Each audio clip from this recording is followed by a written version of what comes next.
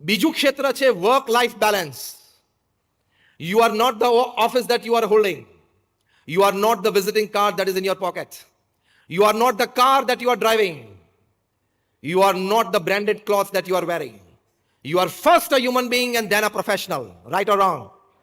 આપણે પહેલા માણસ છીએ, એટલે વર્ક લાઈફ બેલેન્સ રાખવાનું. સવારના પોરથી રાત સુધી તમે ઓફિસમાં રાત્રે 12 વાગ્યા સુધી બેસો તો 12 વાગ્યા સુધી પણ કામ ચાલુ રહેશે. You have to put a bar. એની માટે એક સરસ ફોર્મ્યુલા અમે ડિઝાઇન કરી છે. 8+8+8.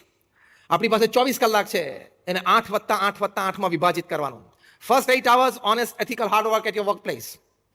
બીજા 8 કલાક સારી રીતે સૂવાનું અને આરામ કરવાનો.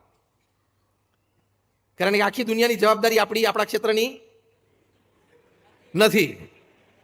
એટલે સારી રીતે આરામ કરવાનો અને મોબાઈલ ફોન પ્રેમથી રાત્રે 9, 9:30, 10 વાગે 10:30 સુધીમાં બંધ કરી દેવાનો. 12 વાગ્યા સુધી ચાલુ રાખવાની કંઈ જરૂર નથી. પીએમઓમાંથી ફોન આવવાનો નથી. અને સવારના પોરમાં ઉઠીને પણ પહેલા ડેટા અને વોટ્સએપ ચાલુ કરવાની જરૂર નથી. અને તમે પછી ચાલુ કરી ખુશ થઈ જાઓ. 70 ચેટ્સ, 100 મેસેજીસ, પણ એમાં 98% તો બધા ગુડ મોર્નિંગના ફૂલડા જ હોય છે. એમાંથી એક ફૂલડું તમને ગમે એટલે તમે શું કરો? ફેરવો. એ ફૂલડું લંડનથી ન્યુયોર્ક જાય, ન્યુયોર્કથી એલએ જાય. હું સન્ડે, મંડે, ટ્યુઝડેની વાત કરું છું. એલએથી પેલી બાજુ કંઈક જાપાન કે સિંગાપુર થઈને પાછું મુંબઈ, દિલ્હી, દુબઈ થઈને 7મા દિવસે લંડન આવી જાય. એમાં બપોરિયા કોઈક નવરો હોય, ક્રોપ ચોપ કરે, પાછો નવું કંઈક કાઢે, એટલે પાછું ફૂલડું ફરે. Unnecessary waste of time. એ આપણી સ્લીપ અને રેસ્ટ ટાઈમ બગાડે છે.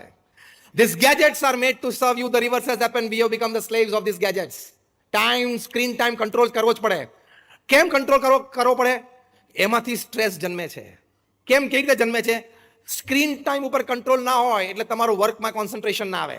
સ્ક્રીન ટાઈમ ઉપર કંટ્રોલ ના હોય એટલે સ્લીપ અને રેસ્ટ બરોબર ના થાય.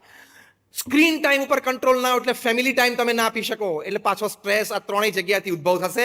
એને મેનેજ કરવા માટે સ્ક્રીન ટાઈમ મેનેજ કરી લેવાનો.